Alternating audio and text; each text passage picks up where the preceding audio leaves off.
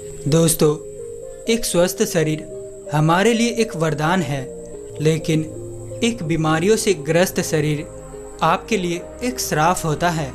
ऐसा शरीर हमें जिंदगी भर दुखी रखेगा, चाहे व्यक्ति के पास कितना ही धन क्यों ना हो। अगर व्यक्ति का शरीर बीमारियों से ग्रस्त है तो वह धन उनका किसी काम का नहीं रह जाएगा और वह उस धन का भोग ही नहीं कर पाएंगे। एक गुरु अपने शिष्यों को इसी प्रकार के उपदेश दे रहे थे।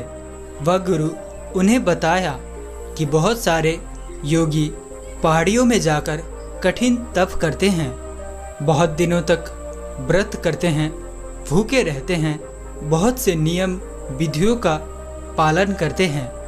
ऐसा इसीलिए करते हैं कि वह अपने शरीर को मजबूत बना सके, स्वस्थ बना सके, ताकि बीमारी उनका शरीर को छू भी ना पाए और उनका शरीर लंबे समय तक जीवित रह सके और वह लंबे समय तक जीवित रहकर मुक्ति का द्वार प्राप्त कर सके। जब वह गुरु अपने शिष्यों को ये सब बता रहे थे कि तभी एक बुजुर्ग आदमी उनके पास आता है। उसके साथ में उसका एक नौजवान बेटा भी था। वह बुजुर्ग आदमी के आंखों में एक चमक थी, उनकी चाल में एक स्थिरता थी और उसके पूरे व्यक्तित्व से एक तेज निकल रहा था जो सबको अपनी ओर आकर्षित कर रहा था। लेकिन उसके जवान बेटा उसके बिल्कुल विपरीत थे। उसके चेहरे पर कोई तेज नहीं था, उसकी चाल से वह थका थका लग रहा था।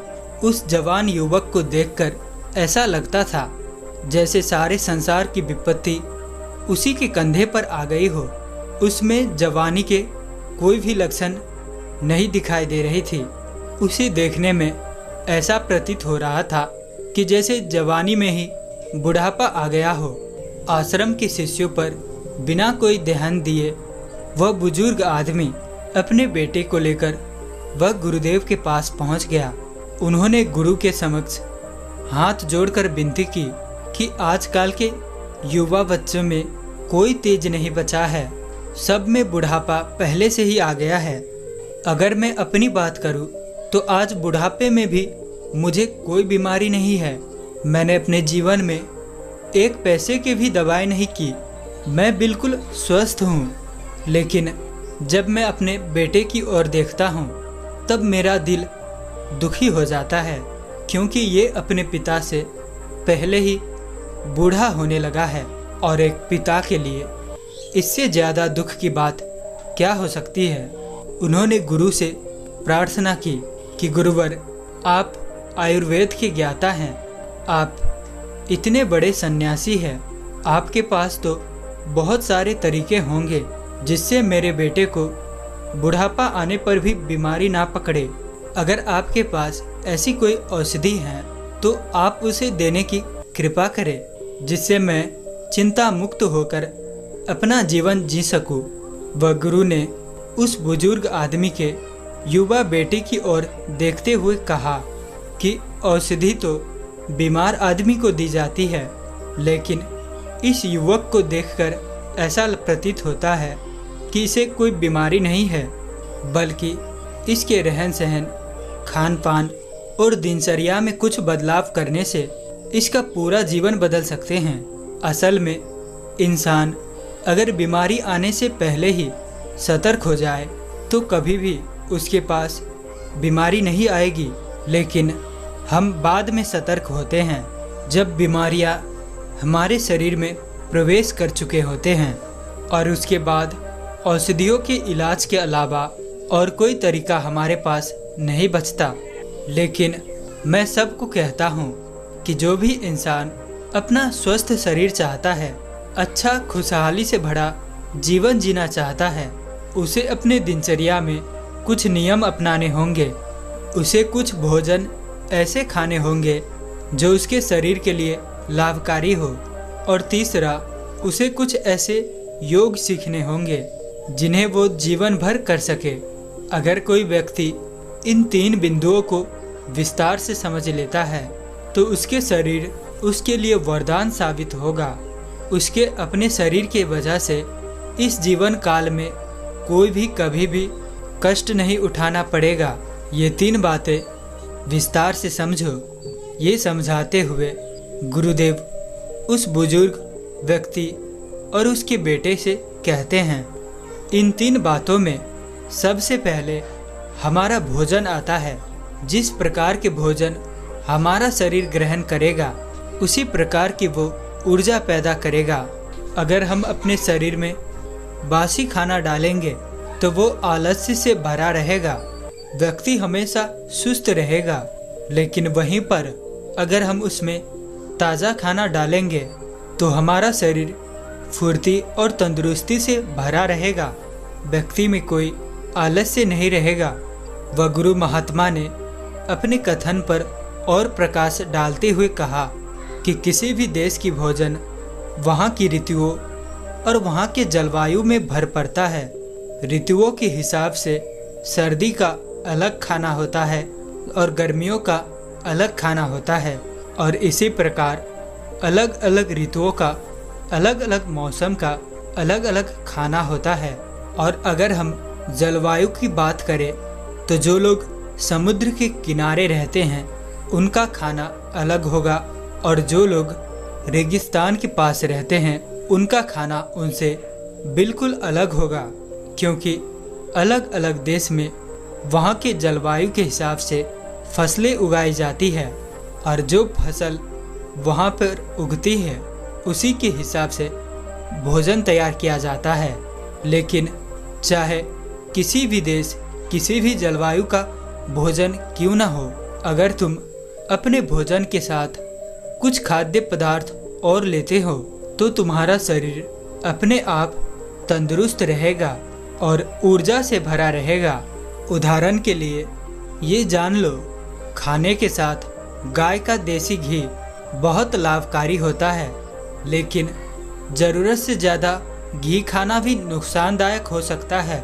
इसीलिए जब भी आप अपने सुबह और रात्रि का भोजन करें उसके साथ 2 से 5 चम्मच देसी घी का सेवन अवश्य करें। इससे आपके शरीर के जोड़ों के अंदर वो घी पहुंचता है, जिससे आपकी जोड़ उम्र बढ़ने पर भी अच्छी तरह से काम करते रहते हैं। आपने बहुत सारे लोगों को देखा होगा जिनके घुटनों में दर्द रहता है, जिनके हाथ में दर्द रहता है। ये बीमारी तभी होती है जब हमारे शरीर में पर्याप्त मात्रा में तेल नहीं पहुंचता है। तेल यानी कि देसी घी। देसी घी हमारे शरीर के लिए सबसे ज़्यादा लाभकारी होता है। फिर जाके आप रात के खाने के बाद गाय का दूध अवश्य पिए। गाय का दूध भैंस के दूध से ज़्यादा बेहतर होता है। गाय के दूध से हमारा दिमाग तेज़ी से काम करता है, हमारे कार्य करने की क्षमता बढ़ती है, शरीर में फुर्ती और तंदुरुस्ती बढ़ती है।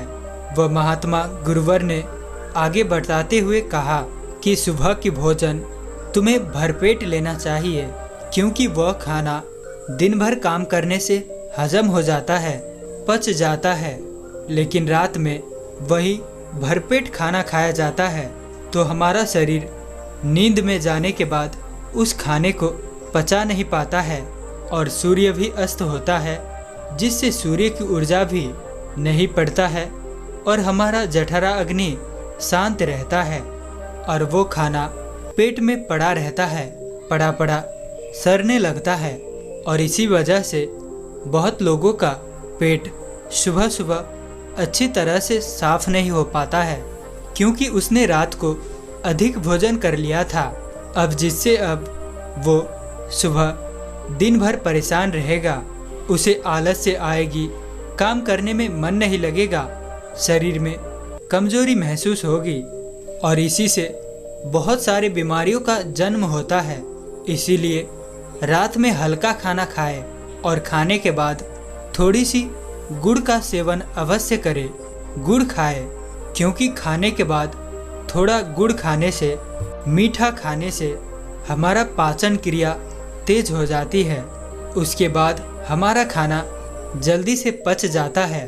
और ध्यान रखें, बासी भोजन कभी ना खाएं। बासी खाना खाने से अच्छा है आप भूखे रह जाए, लेकिन बासी भोजन, सड़ा हुआ भोजन हमारे शरीर के अंदर जाकर बहुत सारे कीटाणु पैदा कर देता है और उसी के वजह से बहुत सारी बीमारियों का जन्म होता है। महात्मा गुरुदेव ने सभी शिष्यों को चेतावनी देते हुए कहा कि हफ्ते में कम से कम एक दिन बहुत ही हल्का खाना जरूर खाए, या हो सके तो उपवास व्रत भी धारण कर ले, क्योंकि एक दिन खाना ना खाने से या कम खाना खाने से हमारा कोई ज़्यादा नुकसान नहीं होगा, बल्कि फ़ायदा बहुत ये होगा, हमारे पाचन तंत्र को एक दिन के लिए आराम ज़रूर मिल जाएगा और वो जो पेट में पड़ा है सड़ा गला भोजन उसे भी पचा करके शरीर से बाहर निष्कासन कर देगा, जिससे आपके भीतर शरीर साफ और खाली हो जाएगा और जो भी कीटाणु मलबा था, जमा था, वो खाली हो जाएगा। जो पाचन तंत्र सुबह शाम दिन रात 24 घंटे 365 दिन काम करता रहता है, उसे कम से कम एक दिन सप्ताह में एक दिन आराम तो ज़रूर देना चाहिए, ताकि वो अपना कार्य आसानी से, अच्छे से और लंबे समय तक कर सके। भोजन की बात आती है नियमों की। ये कुछ नियम हमें अपने जीवन की दिनचर्या में ज़रूर अपनाना चाहिए। सबसे पहला नियम है समय से खाना। जो लोग समय से भोजन नहीं ग्रहण करते हैं, उनकी अवचेतन मन के पास कोई संदेश नहीं पहुंचता है और इसीलिए उनका अवचेतन मन उसके पाचन तंत्र के पास ये संदेश पहुंचा नहीं पाता कि अभी खाने का पाचन का काम करो। और दूसरी तरफ जो लोग समय से भोजन करते हैं, उनके अवचेतन मन के पास एक स्पष्ट संदेश पहुंचता है कि ये समय खाना खाने के लिए बना है, इसलिए उसका अवचेतन मन उनके पाचन तंत्र को खाने को पचाने के कार्य में लगा देता है। हम सबको पता है कि हमारा अवचेतन मन स्पष्ट संदेशों में काम करता है। अगर हम उनके पास एक स्पष्ट संदेश भेजेंगे तो वो हमारे शरीर को ठीक करने में अद्भुत कार्य करेगा। दूसरा नियम जो शरीर को स्वस्थ बनाने के साथ साथ उसे बलवान भी बनाता है, वो है अपने शरीर की अच्छे तेल से मालिश करना। कम से कम सप्ताह में एक बार अपने पूरे शरीर को अच्छे तेल से मालिश जरूर करें।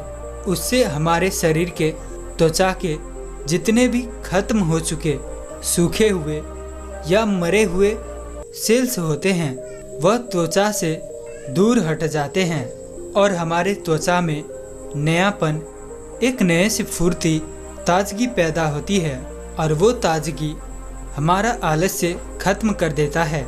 शरीर पर अच्छे तेल से मालिश करने का एक और फायदा होता है, उससे हमारा शरीर आकर्षक बना रहता है और हमारे त्वचा को विटामिन डी या फिर कह लो प्रोटीन भी प्राप्त होता है और इस तरह से हमारा शरीर युवा जवान बना रहता है और बुढ़ापा व्यक्ति में जल्दी नहीं आती है।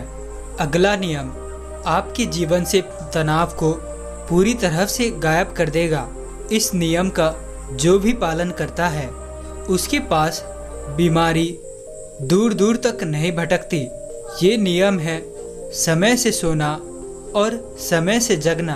आपको ये नियम बड़ा ही साधारण सा लगा होगा, आपको ये लग रहा होगा कि इस नियम के बारे में तो हम सब जानते हैं, लेकिन अगर आप समय से सोने और समय से जागने का अद्भुत फायदे जान लेंगे तो 100% गारंटी है तो आप अपने आप ही इस नियम का पालन करने लगेंगे। अगर आप समय से सोने और समय से उठने के चमत्कारिक अद्भुत फायदे जानना चाहते हैं तो पहली फायदा है व्यवहार में अद्भुत फायदे देखने को मिलेगा। आपकी शारीरिक स्थिति सुधरेगी। आपके अवचेतन मन में ये संदेश बैठ जाएगा कि आप एक अनुशासित व्यक्ति हैं। दूसरा फायदा, यदि आप निश्चित समय पर सोने जाते हैं तो आपके शरीर को संदेश मिलता है और आप जल्द ही गहरी निद्रा में चले जाते हैं। कहा जाता है मनुष्य के लिए सबसे बेहतर खुशी तब मिलता है जब उसे सुकून की नींद आती है, गहरी निद्रा आता है। आप ये समझ लीजिए, जो व्यक्ति गहरी निद्रा ले सकता है उसका तन मन बहुत स्वच्छ होता है। उसे कोई भी चिंता उसका कुछ नहीं बिगाड़ पाता है और वो उच्च स्तर का जीवन जी पाता है। मानसिक स्थिति मजबूत होता है। शरीर में बल, बुद्धि और क्षमता का विकास होता है। इतने सारे फायदे हैं जल्दी सोने, समय पर सोने और समय पर उठने का।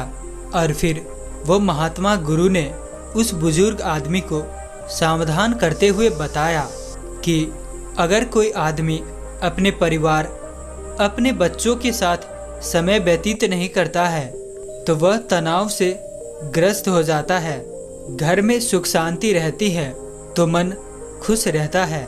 सभी परिवारजन, सभी परिवार के सदस्य खुश रहते हैं और इसीलिए परिवार के पास कोई भी नकारात्मक ऊर्जा सामने नहीं आती है।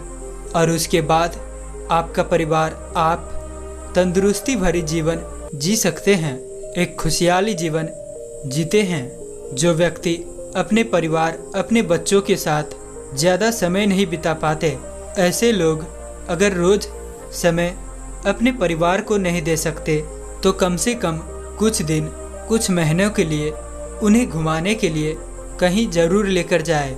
आप अपने परिवार के साथ जितना वक्त बिताएंगे उतनी ही नज़दीकियाँ आपके परिवार के साथ बनेंगी।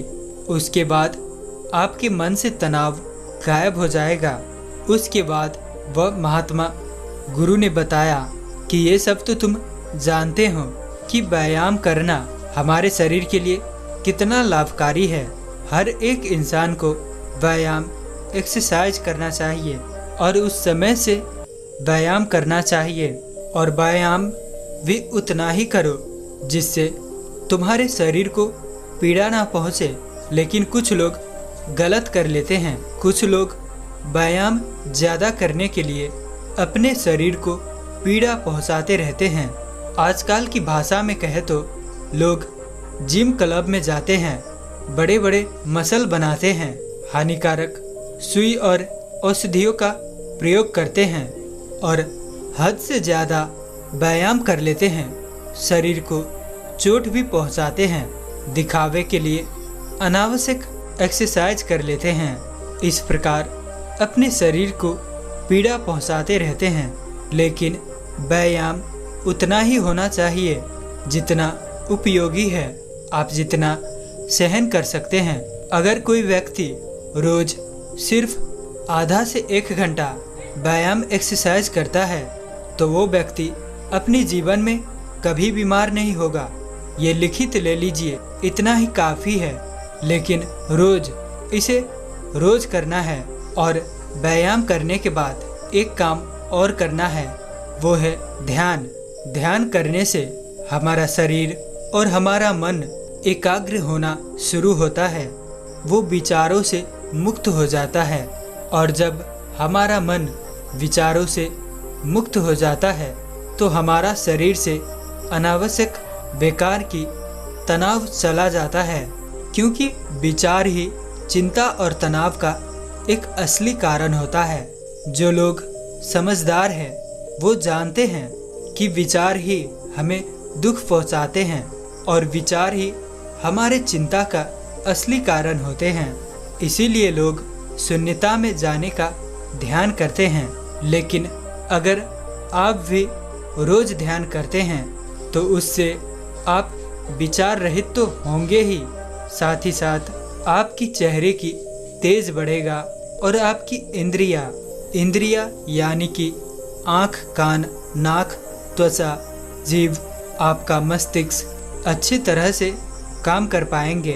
भोजन और 4 नियम के बारे में विस्तार से बताने के बाद गुरु महात्मा ने योग का रहस्य खोलना शुरू किया। उन्होंने सभी को बताया कि कुछ योगा ऐसे होते हैं जिसे हम अपना काम करते करते उसे कर सकते हैं और उनका अभ्यास करने से हमें चमत्कारिक फायदे मिलेंगे। एक योगा जो सबसे लाभकारिक होता है, जिसे करने के लिए कोई अलग से समय नहीं निकालना होता है। आप कोई भी काम करते हुए उस योगा को कर सकते हैं और वो योग है गहरी सांसें लेना। इसे अनुलोम विलोम भी कह सकते हैं। जब भी आप सांस लेते हो तो अपनी नाभि से सांस लेने की कोशिश करें। सिर्फ छाती में सांस भरकर या अपने कंठ में सांस भरकर ना छोड़े, नाभि तक सांस ले और नाभि से ही सांस को आने दे। उसके बाद ऐसे करने से आप अपने सांसों के साथ एक संबंध स्थापित कर लेते हैं। जीवन का रहस्य ही सांसों में छुपा हुआ है और जितनी गहरी आपकी सांसें होंगी उतना ही लंबा आपकी उम्र होगा। इस योगा को हम कोई भी काम करते हुए कर सकते हैं। मान लीजिए कि आप कोई भी काम करते हो तो उसमें गहरी सांस लेने में आपको कोई भी अड़चन नहीं आनी चाहिए। उसके बाद अगला योगा के बारे में बताया कि जब भी तुम सोने के लिए जाते हो तो हमेशा याद रखना, कोशिश करो कि योग निद्रा में जाकर नींद ले सको, क्योंकि योग निद्रा की नींद अगली सुबह तुम्हें ताजगी भरी महसूस कराएगी। योग निद्रा किस तरह से की जाती है, उसकी प्रक्रिया क्या होती है, तो ये पहले जानें। योग निद्रा ये होती है जब हम सोने जाते हैं, अपने शरीर को हल्का छोड़कर बाएं करवट से सोते हैं और अपने शरीर को शरीर के सभी अंगों पर धीरे धीरे एक एक अंगों पर ध्यान देते धीरे धीरे गहरी निद्रा में चलते जाते हैं। जैसे कि आप अपने ये कर सकते हैं, आप पैर के अंगों को अपने मन में महसूस करें, देखें, अंगूठे को देखें, घुटने को देखें, अपने कमर को देखें, पेट को देखें, छाती को देखें, हाथों को देखें, हाथों की उंगलियों को महसूस करें, अपने गले को देखें, अपने चेहरे पर ध्यान करें, चेहरे को महसूस करें, बालों को देखें। इस तरह से अपने पूरे शरीर को सोता हुआ अपने मन में देखें, महसूस करें। जब आप ऐसा करते हैं तो आप एकदम से एक गहरे निद्रा में चले जाते हैं और इसे ही योग निद्रा कहा जाता है। और इससे ये भी फायदा होता है, हम अपने शरीर पर ध्यान ही नहीं देते हैं। हमारा शरीर कितना काम करा है, दिन भर कितना काम करता है, शरीर पर क्या बीता है, कहाँ पर चोट लगी है, कहाँ घाव है, कहाँ क्या है, हम योग निद्रा से उसे देख सकते हैं, महसूस कर सकते हैं और उन रोगों को, उन बीमारियों को हील भी कर सकते हैं अपनी योग की शक्ति द्वारा, योग निद्रा के पावर से। इतना कहकर वो महात्मा गुरु कहते हैं उस बुजुर्ग व्यक्ति और उनके बेटे से कि जाओ, जो अभी मैंने भोजन बताई है, जो 4 नियम बताए हैं और ये जो 2 योगा बताए हैं, मार्गदर्शन किया हूँ, इसे 1 महीने पालन करो और फिर 1 महीने बाद फिर यहाँ वापस आना। उसके बाद वह बुजुर्ग व्यक्ति और उनके बेटा गुरु के चरणों में गिरकर गुरु को प्रणाम करता है और वहाँ से चला जाता है। जब 1 महीने बाद वापस जब दोनों बाप बेटा आता है तो उन गुरु महात्मा को वही वृक्ष के नीचे शिष्य को उपदेश देते हुए देखते हैं और जाते ही गुरु के चरणों में गिरकर कोटि कोटि नमन करने लगते हैं। तब वह बुजुर्ग व्यक्ति कहता है, हे महात्मा, हे गुरुदेव, आप धन्य हो। आपने तो बिना पैसों की इतनी अच्छी भोजन, इतनी अच्छी उपाय बताई, अद्भुत योगा बताई है, जिससे कि मेरे बेटे का सारा दुख दूर ही हो गया है। मेरा बेटा तंदुरुस्ती और स्फूर्ति से भरा हुआ है, ऊर्जा से भरा हुआ है। ऐसा लग रहा है कि जैसे कि मेरे बेटे को कोई बीमारी ही नहीं थी, कोई भी दुख परेशानी नहीं थी कि तभी बुजुर्ग व्यक्ति के बेटा बोलता है कि गुरुदेव, आपने हमारे लिए इतना कुछ किया, आप तो साक्षात्कार भगवान है, आप अवतार है, आप हमारे तरफ से कुछ दान स्वीकार कीजिए, हम आपको भेंट देना चाहते हैं। तब वह गुरु महात्मा कहते हैं कि मैं तो एक सन्यासी हूँ और मेरा काम ही उपदेश देना है, सत्य पहुँचाना है, लोगों को बीमारियों और परेशानियों से मुक्त कराना है। और कहते हैं कि यदि तुम हमें दान देना ही चाहते हो तो जो मैंने उपदेश दी है, जिन शिक्षा से तुम सही हुए हो, उन शिक्षा को अपने नगर में, अपने परिवार में, समाज में सभी को बताओ, सभी को जागृत करवाओ और उन्हें भी इसके लाभ उठाने को कहो, जिससे सभी स्वस्थ और तंदुरुस्त रहे, कभी कोई भी बीमारी से ग्रस्त ना हो। और यही मेरी दुआ है, यही मेरा लक्ष्य है, कर्तव्य है। तो दोस्तों, उम्मीद है कि इस वीडियो से, इस कहानी से आपको बहुत कुछ सीखने को मिला है। तो इसीलिए इस वीडियो को लाइक और चैनल पर नए हैं तो चैनल को सब्सक्राइब कर देना। और अंत तक इस कहानी में बने रहने के लिए मैं किशन शर्मा आप सभी का दिल से बहुत बहुत धन्यवाद करता हूँ। तो मिलते हैं ऐसी किसी और नए वीडियो में, तब तक के लिए अपना ख्याल रखें। धन्यवाद।